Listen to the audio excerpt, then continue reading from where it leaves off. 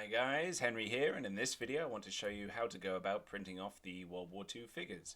In front of me I have a light cheese slicer, which I'm going to try pronounce correctly for this video, because I know I usually get it wrong in the past. And loaded on the build plate we have all of the British riflemen from the Kickstarter. These are the release ready models, so hopefully we shouldn't run into any problems. And the first thing I'm going to do is I'm going to click Arrange on the left here, Arrange All. And this is going to automatically disperse the models around my build plate. And the good news for the 6mm fans is that after doing this, you're ready to print. These are ready to go as they are, because as you can see, they've got supports built in as part of the sculpt. And at 6mm, they can just print straight on the plate like this. But because I like to make life hard for myself, and I know that a lot of people watching this are going to be interested in other scales, we're going to scale these up to 15mm. So to do that, the first thing we'll do is select all models. I'm going to go to Scale. And by default, uniform scaling will be on. That's good for the first step. We're going to set this to 190%. Turn uniform scaling off and set Z to 200. What this does is it stretches the models out slightly, makes them taller than they are wide, just to thin them out, make them look a bit less chunky. Because these are natively 6mm sculpts, so we want them to look a little leaner. As you can see, we will need to arrange them again. But before we do that, a common piece of feedback I get from people when they're scaling up is that their bases are too thick, which stands to reason. Obviously, the larger you make a model, if the base is part of the sculpt, the base is going to get big too. Fortunately, I have a keep it simple, stupid solution to this, which is, since these were scaled up by 200%, our 0.8mm thick base is now 1.6mm. If we want to just reduce it back to what it originally was, well, we only need to reduce it by 0.8, which means our base now rises out of the ground by 0.8mm. Let's arrange these again. Now, because they're going up in size to 15mm, sorry, they have gone up, not all the models are going to fit on the build plate anymore, so you are going to have to make this 2 prints, unfortunately. See over there. So this will have to be done in 2. Next up, though, what I told you wasn't strictly true about the scaling. Prone figures are the exception. Since they're oriented lying down, changing their Z-axis actually makes them, well, fatter in the same way that changing the Y-axis would in a standing mini. So we need to just tweak their scaling a bit. We're going to want their Z scaling to be 190 and their Y to be 200, because that's what's controlling the length of their legs. And that should make them better match their standing brethren. Right, now really you're ready to go with these now as well, but because again I like to make life hard and I'm also quite a cautious printer personally, I'm going to show you how you can be extra careful when printing these. 2 things really. So first of all, one guy who was test printing these models for me had issues with the legs on the prone figures. I wasn't able to replicate the problem in my test prints of 15mm, but I did have some deformation of the legs. This fella, the legs on his figures went like completely flat, like almost didn't print at all. It was very strange. On mine, I noticed that they did look a bit compressed. To be honest, I'm not really sure why that happened. Out of an abundance of caution, I've added some solid fills on the inside of the legs, so they're entirely like one with the base. There's no like cavern under there or anything. But still, if you're feeling cautious, since I'm not strictly sure what caused this, you might want to print prone figures on supports. So just with a 5-degree tilt on all of them, we will raise them onto supports. Obviously the minus of this is that it does mean their bases will be thick, but you know, if you're using textured paste, flocking and whatnot, hopefully you can make it just look like they're lying on a bit of uneven ground. They won't stick out too much from everyone else, but that is one minus to this approach. Gonna go on the Prepare tab, Magic, tick off Auto Orientation and click Light on the support presets, and this will automatically support the models on rafts. So we're just going to have to wait for that to finish.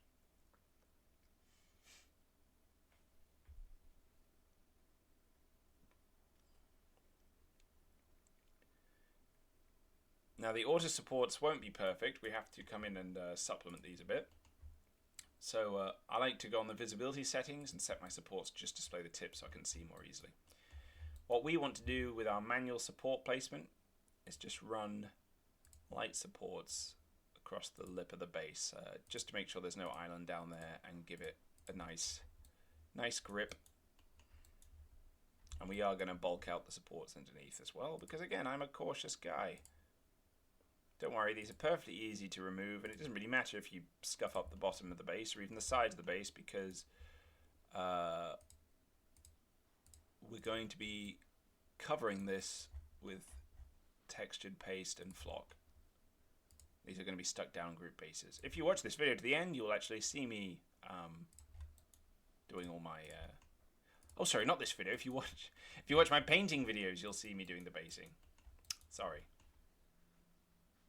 I've pre-recorded all my videos. I'm forgetting what I'm mixing into what. But yes, this is the print video, and there are already painting videos that I've filmed.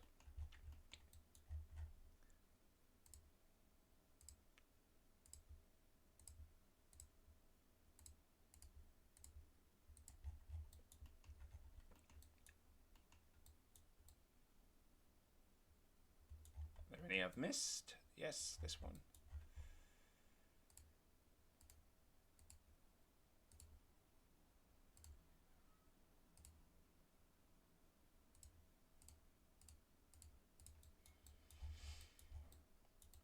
Okay. Right. Now just to busy the supports out. Unfortunately, we can't really use symmetry mode to do this, which is what I would normally do on a symmetrical model, because the bases on a lot of these figures are askew a bit. They're diagonal. So they're already pretty busy down here, so we're just clicking just to make sure there's a decent support density, because you don't want these bases flying off. When I have printed prone bases this way in my test prints, I did lose one figure, just due to it being a busy build plate. The busier your build plate, the more suction there is, by the way. Because it was a busy build plate, it just got sucked off. So you want to have nice, strong supports running along the bottom. Obviously, you can overdo it, but on models like this, it doesn't really matter. If you end up horribly scarring the bottom of the base, it doesn't matter at all. If it was something like one of my ships, where scarring along the bottom of the hull sides would actually matter, then that's a different thing. I see we missed one here.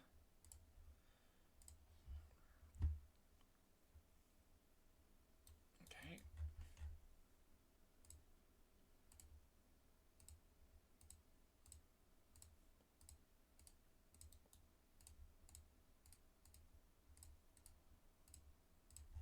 All right. Now the final step is to optimize the supports, just to add bracings and whatnot. So what I did there was I unticked auto supports, otherwise it's the same settings as before, and that's just making sure that the supports will interconnect and have a bit more strength there. Oh, this one I don't think it did it for. Okay, now for our final step before we can get on to printing. Select every model, including the ones over here. Click prepare. Oh, select them. Click magic under the prepare tab. Oh no, sorry, not magic. Go to the island tab over here. Sorry. Make sure accuracy is set to normal. And on auto over here.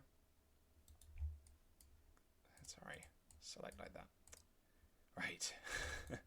I can cut this bit to make me look better. I hope I remember to do it. All the models are selected. We selected them in layout mode. I forgot that in Lychee you have to select things in layout mode. We've made sure that under islands, accuracy is set to normal. And then under generate automatic supports, going to click this drop down menu and click generate only on island. We've got light support selected here. So what this will do is run a full island scan on all the models and then automatically add individual light supports to any islands it finds. Now, obviously, if I've done my job decently, there shouldn't be islands, but the models I designed in 6mm, so what comes up on an island scan at 6mm is different from what might come up at 15mm. It might be that there are just small areas that Lychee considers to be too exposed, or maybe where like a little bit of cloth folds down, where the layer height at 6mm wouldn't really register that, but it does in 15. Really, I don't think this is a necessary step, but what's the harm? It doesn't really do any harm. It's a negligible amount of additional resin. And because we're not printing these elevated or on rafts, it's not increasing our print times or using up a lot of extra resin. So I think it's good to be cautious.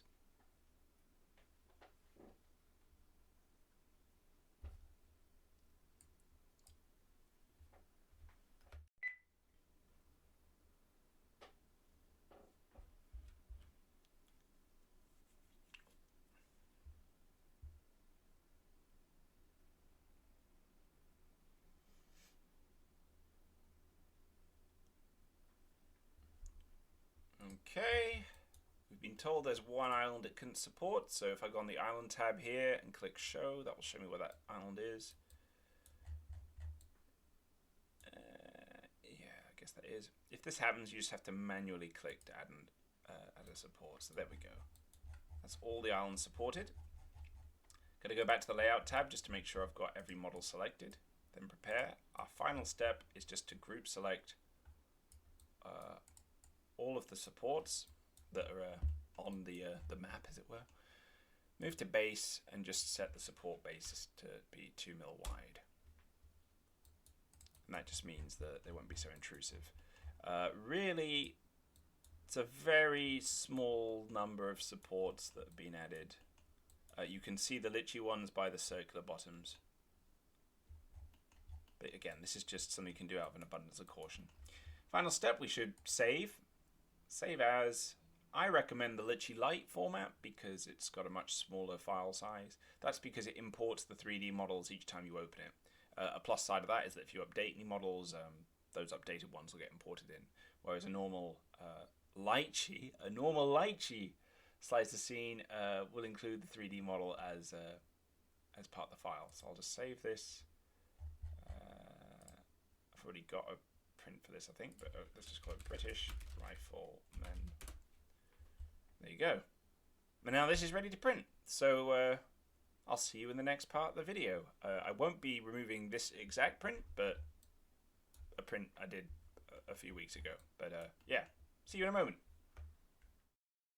It's just going to show you how I remove my prints, in this case some of the World War II stuff, which you'll probably already know because I'm going to put this clip in the middle of a video about printing my World War II stuff, but I don't know what order things will be in. Here's a print that's just finished, so I'm just going to turn my printer off, open up my cleaning station, and set it to 4 minutes. Put off this. And take the build plate, unscrew that, and try to get any loose resin just to drip off back into all of that. And then move that to the cleaning station. The lip on this cleaning station is quite tricky. I've actually landed that the first time.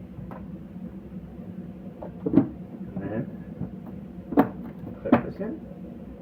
And we wait 4 minutes.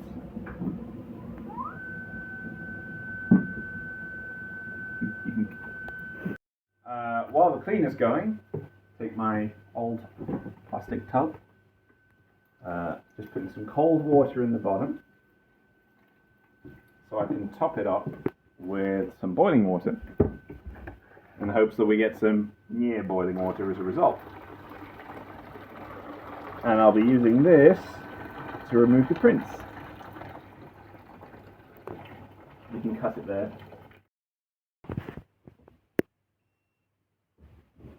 That's done. I'm going to take the lid off, obviously. Drain the alcohol off as best as I can. And now's the moment I can see if anything's gone horribly wrong. Everything looks to have survived. That's nice. Yeah, get the money shot there. Looks good, doesn't it? And just pop these in the water while I replace the lid. Next, I'm going to want my metal spatula. And we'll just clean these off in the water and let the models and the build plate heat up, which means I can bring out the spatula and start working these off. Now, because these are 15mm and not 6, I can be a little bit rough with them. Yeah, hang on. I can be rougher with these than I would a 6mm, is what I mean to say, because 6mm are more fragile, but these I can get pretty brutal with.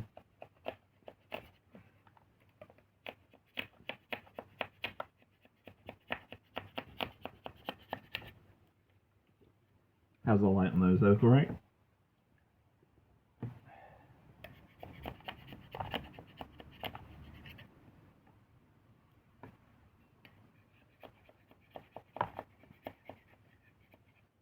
Okay, now these ones are on rafts. I printed the prone figures on rafts just to see if it would make the legs come out better, because I had some feedback that legs were looking pretty flat on prone figures when printed straight on the plate.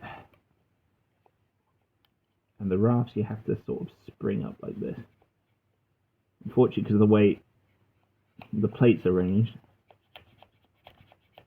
I have a few unrafted figures sort of intersect in the same area.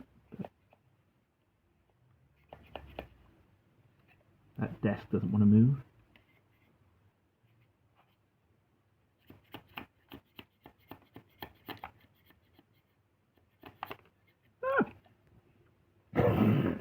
You're zooming in on the broken support there. Let's see.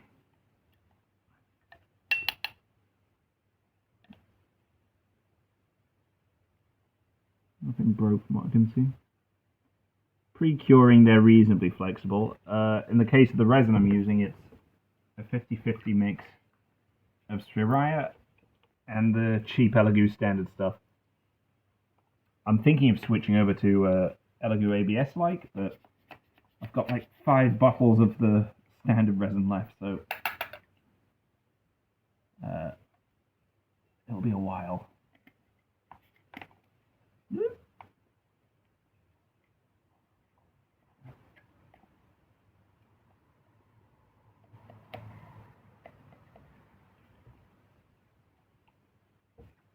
Performance pressure, I swear.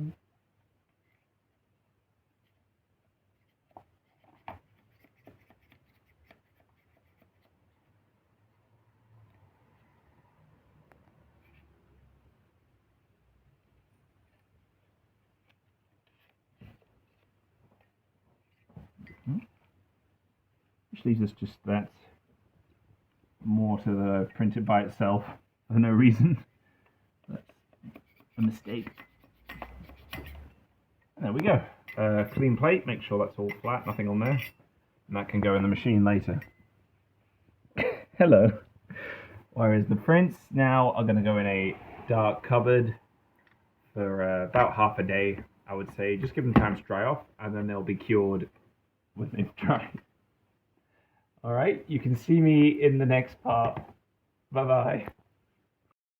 Hi guys, I'm at my kitchen table and I'm hoping to show you how to remove the supports from printed 15mm scale World War II minis. So here I've got my miniatures that have obviously come out the printer. They've been cleaned in my cleaning machine for 4 minutes with 99% IPA. Not the freshest actually, these are a little sticky, so I should probably change the IPA on that. And they've been put in a dark cupboard for well more than 24 hours. Normally I'd say like at least half a day, but just to let them dry, so they're dry to the touch. Here I've got a Tupperware tub which has some warm water in it, which I'm now going to top off. I like to keep a kettle on the table while I'm doing this. It's got boiled water in it. The reason I have the cool water in to begin with is just so I can stick my finger in there and not burn myself. But very hot water is helpful for moving the minis.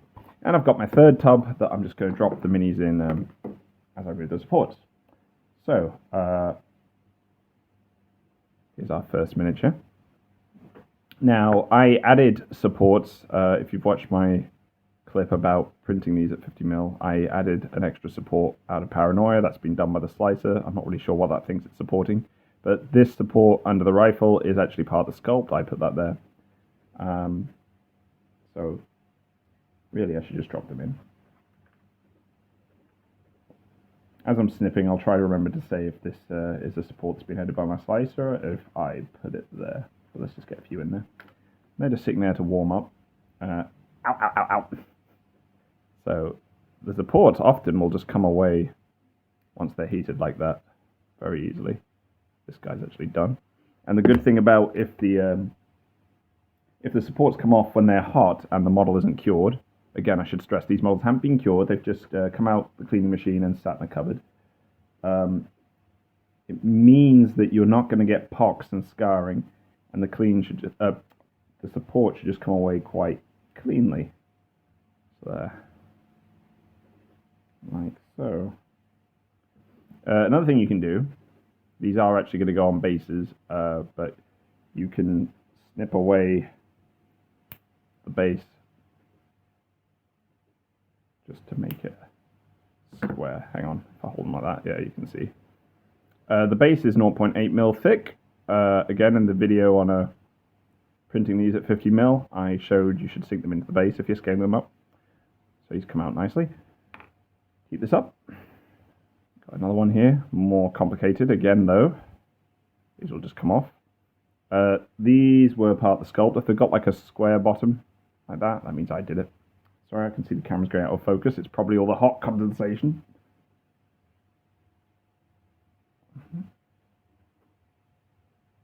And yeah, I'll be keeping that up for a while. I suppose there's no reason to make you watch me do the whole box, but one thing I can show you before I change is this is what the bases that come with the Kickstarter look like.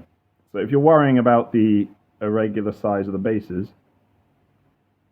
when they're popped on, you put your plaster over the top of this, it will all look flush because if I angle this sideways, the rim of the base is almost equal in height to the base thickness.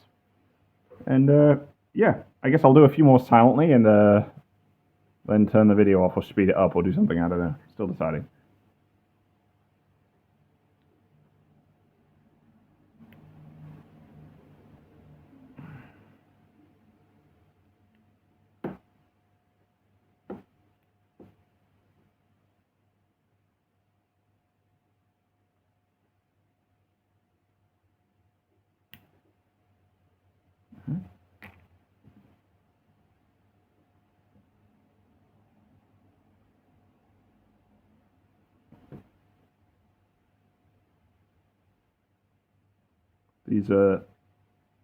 This supports one of mine. This one's added by the slicer.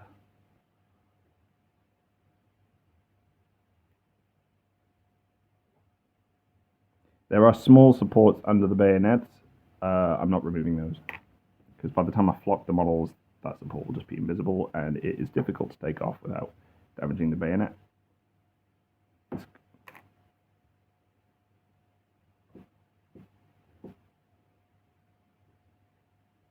Again, hopefully you can see the benefit of heating the models in the water.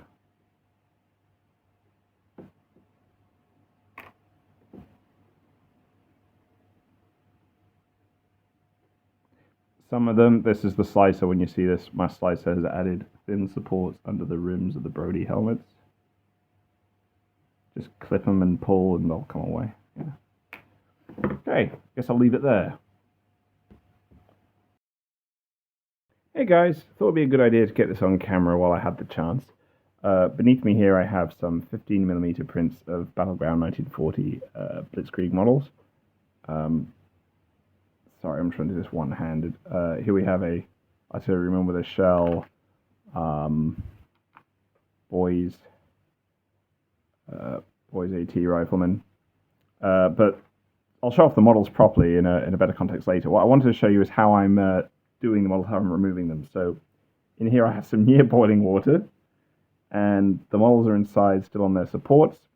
They've been cleaned but not cured. So they've gone the cleaning about for 4 minutes, then allowed to dry. And in the near boiling water, the supports are very pliable, like so.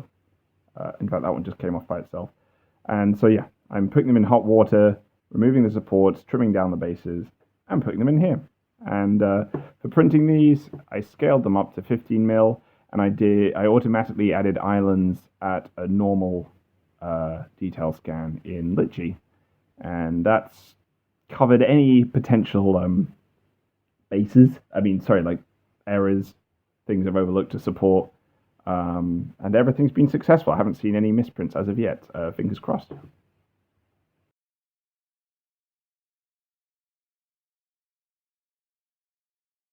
Point now where these are ready to be cured. They've obviously been printed, they've been cleaned, removed from the build plate, and had their supports taken off in hot water. And now, without their supports and mostly dry, they're ready to cure. Obviously, you want them to be 100% dry if you're going to cure, but I'm in a bit of a time constraint, and it's only a little bit of residue on the tank and things. So, I'm going to carry these over to my curing machine. And I'm going to try get the lid off one-handed, because I did not think ahead.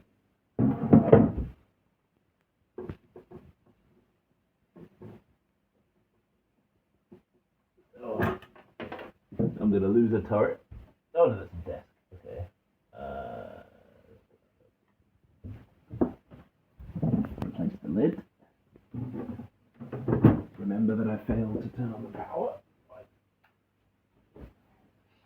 And I'm not really sure how long to give these. If these were 28mm, I'd give it a minute, because on my particular machine, a minute is how long it takes to do a full rotation.